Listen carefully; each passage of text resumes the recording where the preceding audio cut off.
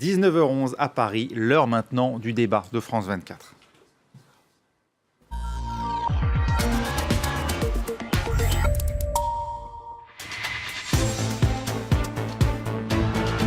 Bienvenue dans le débat de France 24. C'est à Versailles, sous les dorures de l'Ancien Régime, que François Hollande tente de relancer l'Europe. Curieux endroit pour ranimer un patient qu'on dit en commun avancé, qu'un vestige de l'histoire de France où le temps semble s'être figé.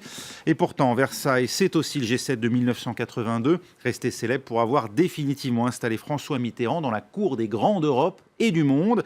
C'est donc un sommet à 4, informel, qui réunit autour du président français la chancelière allemande Angela Merkel et les chefs de gouvernement italiens et espagnols Paolo Gentiloni et Mariano Rajoy.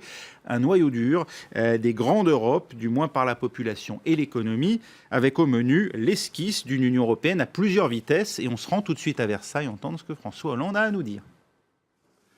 Car il y a un siècle, les nations européennes sortaient du premier conflit mondial et se retrouvaient à Versailles. Elles aspiraient à la paix, mais l'unité de l'Europe apparaissait comme une utopie. La réconciliation franco-allemande comme un rêve inaccessible. Et hélas, l'enchaînement et l'esprit de revanche ont provoqué un autre drame dans le siècle, le XXe, puisque ce fut la Seconde Guerre mondiale. Et il a fallu qu'il y ait cette tragédie pour que l'idéal européen devienne enfin une réalité. Et ce fut en 1957, le traité de Rome, dont nous célébrerons le 60e anniversaire le 25 mars prochain. Et c'est cette perspective qui nous rassemble ce soir. Nous sommes dans un contexte où il y a beaucoup d'incertitudes, mais également beaucoup d'inquiétudes, et où des principes qui paraissaient établis pour toujours, l'état de droit, la démocratie, la solidarité, l'ouverture et même la paix, paraissent mis en cause. Et c'est la raison pour laquelle nous ne pouvons pas simplement commémorer le traité de Rome. Nous devons affirmer ensemble un engagement pour l'avenir.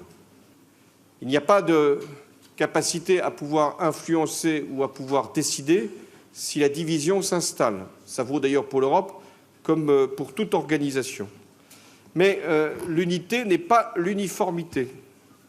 Et c'est la raison pour laquelle je plaide pour qu'il y ait de nouvelles formes de coopération, pour de nouveaux projets, ce qu'on appelle les coopérations différenciées, qui fassent que quelques pays puissent aller plus vite, puissent aller plus loin dans des domaines comme la défense, comme la zone euro à travers l'approfondissement de l'union économique et monétaire, comme l'harmonisation fiscale et sociale, comme la culture, comme l'échange sur le plan de la jeunesse, que nous puissions aller plus vite et plus fort à quelques pays sans que d'autres en soient écartés, mais sans que d'autres ne puissent s'y opposer. Voilà pourquoi il est très important que nous puissions à la fois montrer de la solidarité à 27, mais également de la capacité à avancer à un rythme différent entre les pays composant l'Europe à 27. Enfin, il faut que nous puissions être clairs sur ce que représente l'Europe, sur l'acquis sur lequel nous pouvons bâtir, sur ce que nous sommes ensemble, c'est-à-dire pas simplement un système économique, mais un système de valeurs. Nous défendons la démocratie, nous portons les idées de liberté, de dignité, de solidarité. Et face aux populistes, aux extrémistes, aux nationalistes, nous devons montrer que nous sommes capables d'avoir la cohésion nécessaire, l'impulsion indispensable et la capacité à pouvoir définir l'avenir. C'est ce que nous avons voulu faire ensemble ici pour préparer Rome, parce qu'un anniversaire, ce n'est pas simplement un regard vers le passé, c'est une volonté d'avancer plus loin encore ensemble pour les prochaines années. Angela. Ja, lieber François Bon. und liebe Kollegen, ich möchte... Voilà, vous venez de l'entendre, donc François Hollande qui introduisait donc ce mini-sommet informel à 4. Il doit y avoir un dîner ensuite entre François Hollande, donc Angela Merkel, ainsi que les chefs des gouvernements italiens et espagnols Paolo Gentiloni et Mariano Rajoy. Pour en débattre ici même avec nous, j'ai le plaisir d'accueillir José Horas Alonso. Bonjour, vous êtes avocat au barreau de Paris, secrétaire général du PSOE, le Parti socialiste ouvrier espagnol, ici à Paris. Laurent Jacobelli, vous êtes secrétaire général adjoint de Debout la France et porte-parole de Nicolas Dupont-Aignan, qui est donc candidat à l'élection présidentielle, ici même en France. Merci d'être avec nous. Patrick Martin-Génier, enseignant à Sciences Po Paris, spécialiste des politiques publiques et de politique européenne. Vous êtes également l'auteur de cet ouvrage, L'Europe a-t-elle un avenir, aux éditions Studirama. Et enfin, Caroline de Camaret, la chef du service Europe, ici même à France 24.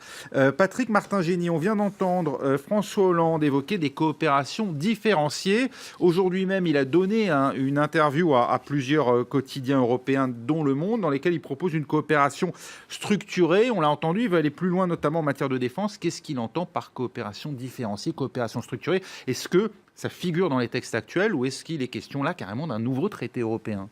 Oh, vous savez que personne ne veut de nouveaux traités. À chaque fois que vous dites qu'on va faire un nouveau traité, tout le monde dit non, il y a le traité, il existe, il y a des opportunités.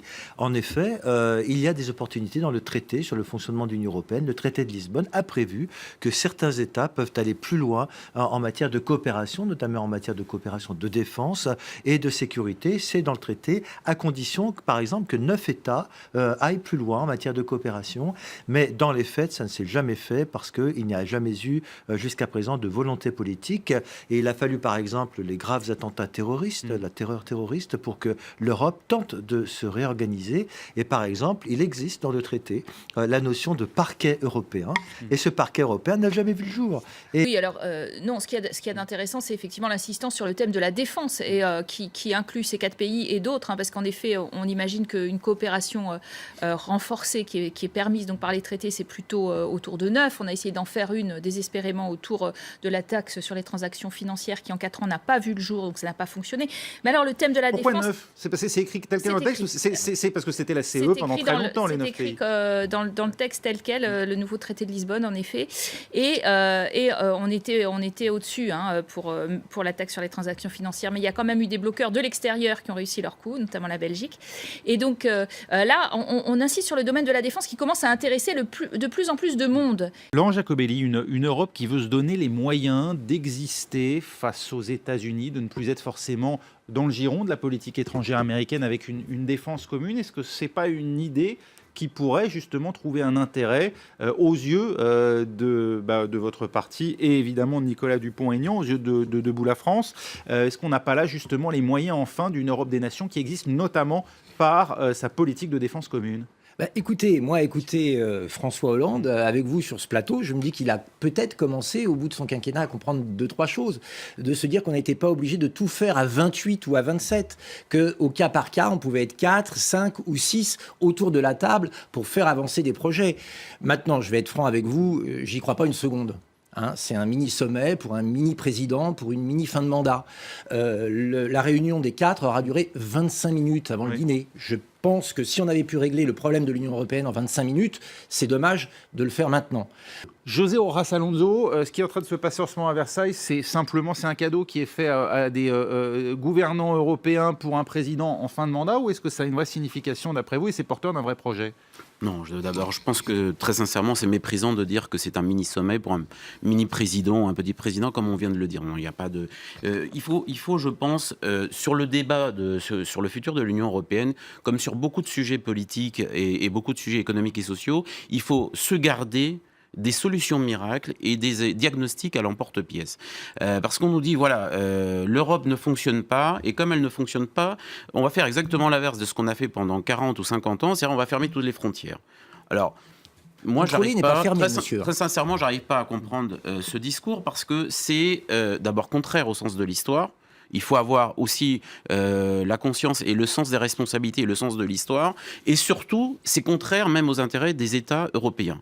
Croire aujourd'hui que chacun des États européens a une marge d'autonomie et une capacité telle d'affronter les autres continents, je ne parle même pas des États-Unis et de la Russie, mais d'affronter les difficultés internationales et de défendre lui-même mieux qu'à 27 ses intérêts nationaux, je pense que c'est une vue de l'esprit. L'Union européenne a fonctionné, d'ailleurs on lui a suffisamment reproché ça, a commencé à fonctionner pour des raisons économiques. C'est-à-dire pour permettre un libre marché sur le continent européen et pour permettre de mieux se défendre par rapport à l'extérieur. Je vais rappeler juste une chose, puisqu'on a parlé des traités européens, mais l'une des compétences capitales dont on ne parle jamais de l'Union européenne, c'est la capacité de négocier des traités commerciaux avec les autres ensembles économiques, avec les autres nations. Parlons-en. C'est essentiel. Non, on va, alors justement, c'est essentiel parce que si on a... Très bon sujet. Ça paraît évidemment logique qu'on est moins fort tout seul qu'à 27. on va reprendre. Évidemment. On va reprendre juste après une courte pause. Vous restez avec nous et on reprendra justement sur ce sujet des traités commerciaux. Et puis il faudra évidemment parler défense.